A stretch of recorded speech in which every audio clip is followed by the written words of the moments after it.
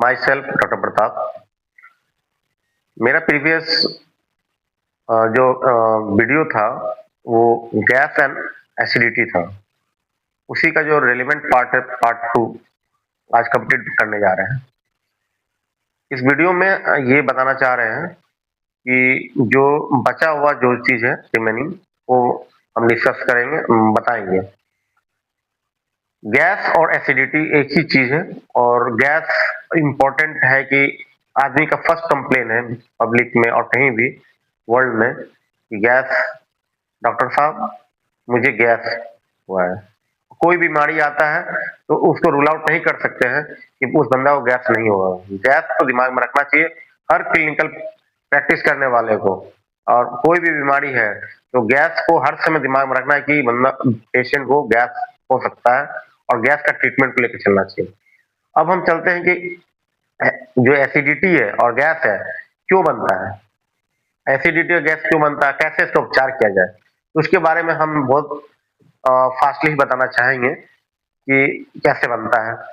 Normal hydrochloric acid separate होता है और वो एसिड जब सेपरेट होता है तो वो क्या है, जब जो भी फूड पार्टिकल्स आता है तो उसको इमल्सिफाई करता है उसको, और जब तक वो डाइजेस्ट नहीं करता तब तक एसिड और भी रिलीज होता है। नॉर्मल जो फेनोमेनन है नेचुरल, और जो सेल इसका रिलीज करता है, इसमें एक्टिवेट करता है, एक इनहिबिट करता है, रोकता है एसिड को जब ज्यादा बन जाता है।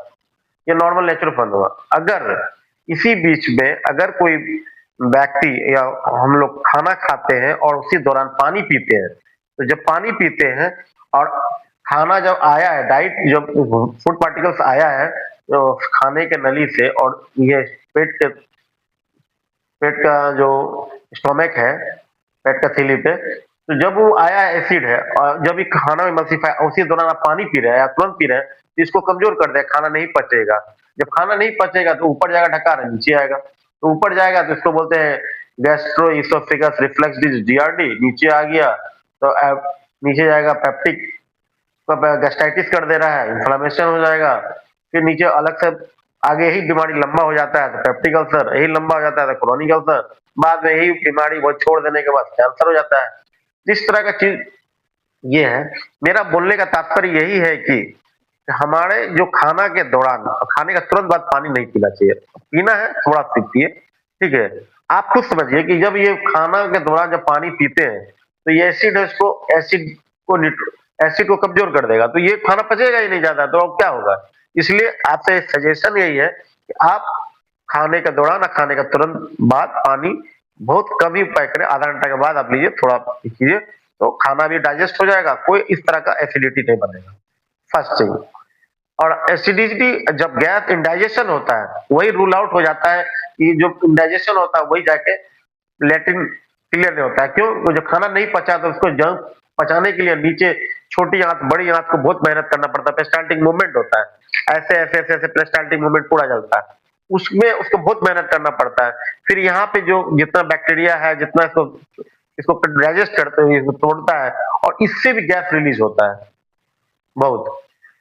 अगर अगर डाइजेशन अगर माउथ में भी हो गया है तो 30% तो बहुत अच्छा, 50% अगर स्टोमक में हो गया तो बढ़िया बात है, और नीचे हो गया तो ऑलमोस्ट क्लियर है।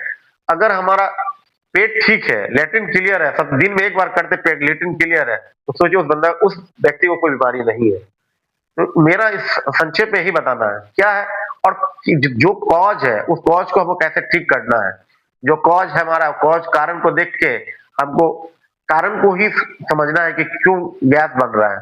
हर व्यक्ति को मालूम है हमको गैस क्यों बनता है, और कोई अगर बोलता है कि हम गैस को ठीक कर देते हैं या कोई कंप्लीट ट्रीटमेंट है, तो ऐसा ऐसा कुछ नहीं है। गैस का जो है आपको डाइट फैक्टर को चेंज कीजिए, लाइफ स्टाइल कीजिए, और यह वो सिम्टोमेटिक ड्रग्स मेडिकल देना पड़ता है। अगर वही चीज कोई बीमारी हो गया है पेट में तो उसका सर्जिकल ट्रीटमेंट होता है। समराइज यही है कि हमारा जो लाइफ स्टाइल है सब काम टाइम पे करना चाहिए, बॉडी का वेट बढ़ना नहीं चाहिए, खाना खाइए टाइम पे, और खाना भूख से कम खाना चाहिए, और खाने का इंटरवल 2 to 3 आवर्स रेगुलर होना चाहिए। ऐसा नहीं लॉन्ग टर्म नहीं जाना चाहिए, फिर वो एसिड बनने लग जाएगा। कौन सा रिफ्लेक्स से? तो लाइफ स्टाइल से, जो सुनने से या खाने का महक से सोचने से वो बढ़ जाता है एसिड। तो हमारा ये फर्स्ट ये है कि हमें खाने का जो है वो ड्यूरेशन को मेंटेन रखना चाहिए, टाइम पे खाना चाहिए और पानी 2 लीटर से ऊपर पीना चाहिए। उससे हमारा किडनी का भी फंक्शन अच्छा रहेगा और डाइजेशन में भी हेल्प होगा। या और दूसरा नंबर है लाइफ़स्टाइल में, मतलब मेरा ये बताना चाह रहे थे कैसे इसको करना है। तो सुझाव यही है कि लाइफ़स्टाइल जो है अपने को ठीक करना है कि खाना हेल्दी फूड खाना चाहिए और हेल्दी फूड जंक फूड नहीं खाना है, उसको पचा नहीं पाएगा, ठीक है? जंक फूड लेंगे तो फिर एसिड का ज़्यादा वो ये होगा और जिसके चलते हमारा ये रहेगा। अब रह गया कि हमारा दूसरा सेकंड पार्ट जो है कि अब खा हेल्दी फूड क्या लें, ठीक है? तो ये हमारा हेल्दी फूड है, ठीक है? ये हेल्दी फूड है जो देख लीजिए सामने में ही है। ये जो हमारा हेल्दी फूड है वेजिटेबल्स है, फ्रूट वेजिटेबल मिल्क है, चीज़ है अल्टरनेटिव इस तरफ ये हमारा हेल्दी हो गया। ये हमारा इससे कुछ कोई परेशानी नहीं है, शरीर के लिए अच्छा है, ठीक है? अब हमारा जंक फूड क्या है? जंक फूड जंक फूड जो है ये हेल्दी फूड है और स्मोकिंग स्मोकिंग नहीं करना चाहिए, अल्कोहल नहीं पीना चाहिए जिससे कि लोअर इसोफेगस जो हमारा खाने का नली है वो स्फिंक्टर रिलीज हो जाता है जिससे वो बीमारी और एसिड को ज्यादा इंडाइजेशन होगा और रिफ्लेक्स होगा, एसिड ज्यादा बनेगा तो ऊपर जाएगा, लोअर स्फिंक्टर को रिलीज कर देता है जिससे वो जीआरडी हो जाता है। और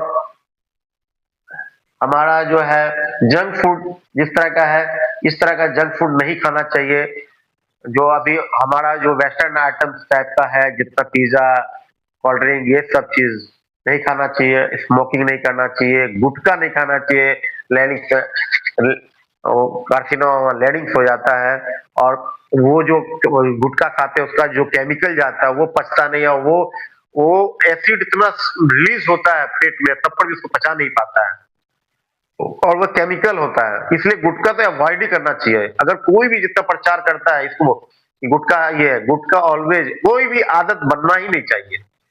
सबसे वर्स्ट कंडीशन होता है अगर कोई आदमी इसका यूज करता है, ये बैड बैड टेक्निक है कि अगर जो यूज कर रहा है गुटखा इसमें कभी नहीं। एक तो माउथ को खराब करता है, पेट टंग का जो जो टेस्ट बर्ड है जितना सबको बर्बाद करता है, लैरिंक्स को खराब करता है गुटखा और यही बीमारी स्टोमक को भी खराब स्टोमक को भी इंडाइजेशन कर देता है, फिर नीचे आंख को भी कब्जियत कर देता है। आंख में भी गठीला बीमारी बहुत तरह का हो सकता है। वो केमिकल जाके वहां चिपक जाता है और लैट्रिन क्लियर नहीं होता है। इसीलिए मेरे आप लोग से एडवाइस है, रिक्वेस्ट है कि आप लोग गुटखा से अवॉइड करें, स्मोकिंग से भी रखिए क्योंकि वो भी बहुत बड़ा फैक्टर है पाचन शक्ति को कम करने में। और खाना का हेल्दी फूड खाइए और समय पे सोइए, वजन कम कीजिए। खाने के बाद तुरंत लेटना नहीं चाहिए, तुरंत ये खाना खाने के बाद शाम में होने के बाद शाम में 7 बजे तक ही खा लीजिए, 2 से 3 घंटा के बाद सो जाइए।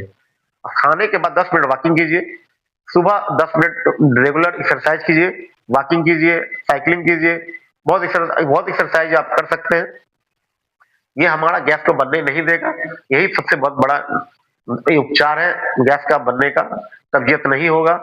और मेडिकल में हम चले जाते हैं, अगर ज्यादा गैस बन रहा है नहीं हो रहा है तो डॉक्टर्स क्या करते हैं तो हम लोग लिखते हैं, तो वहां पे हम लोग जो जो एंटी हिस्टामिन जो हिस्टामिन जो गैस एसिड रिलीज करता है उसको एंटी हिस्टामिन ड्रग देते हैं, जैसे एंटासिड, रेंटेक, ये सब प्रोटॉन पंप इनहिबिटर दे देते हैं, पेंटाप्राजोल, ओमिप्राजोल, एटीसी और तो ऑप्राजोल बहुत सा ड्रग देते हैं। ये सिम्टोमेटिक रिलीफ है, आपको रिलीफ करना है तो जो कॉज है उसको कंप्लीट कीजिए।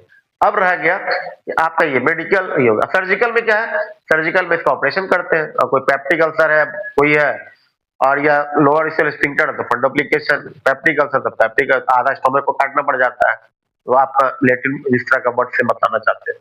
तो वो है बाईपास सर्जरी, बाईपास करना पड़ता है, एनास्टोमेसिस करना पड़ता है, गैस्ट्रोजिनोम एनास्टोमेसिस, इस तरह का ऑपरेशन होता है बड़ा। तो ये सब चीज होने नहीं दीजिए, फर्स्ट इंपॉर्टेंट लाइफ स्टाइल ठीक करना है। सेकंड हमको क्या करना है, डाइट अच्छा खाना है। हाँ, डाइट में क्या है, दही, सलाद। अगर एक रोटी है, तीन रोटी, एक रोटी को तीन भागों में भाग कर दीजिए, एक रोटी को तीन भाग में, ठीक है। और एक भाग कार्बोहाइड्रेट मतलब राइस, चपाती ये रख दी, एक भाग में प्रोटीन रख लीजिए, दाल वूल हो गया, और एक भाग आपका रख गया, तीन भाग किए, एक भाग में आप टोटल आप राइस, कर्ड, सलाद जितना है वो सब रखिए। एक पार्ट में हो गया चपाती, एक तरफ में होगा रोटी, एक तरफ हो गया दाल, तीन भाग में बांट लीजिए 33-33%। ये आपका हेल्दी फूड हो जाएगा, कंप्लीट फूड हो गया, ठीक है। और लास्टली यही कहना चाहेंगे, सभी बीमारी का निवारण है कि अगर लैट्रिन क्लियर होता है तो कोई आपको बीमारी नहीं होगा, और टाइम पे ही खाइए, टाइम पे सब कुछ कीजिए। गैस और एसिडिटी कोई बहुत बड़ा है नहीं, वो अपने आप ही सुधार हो सकता है। Thank you.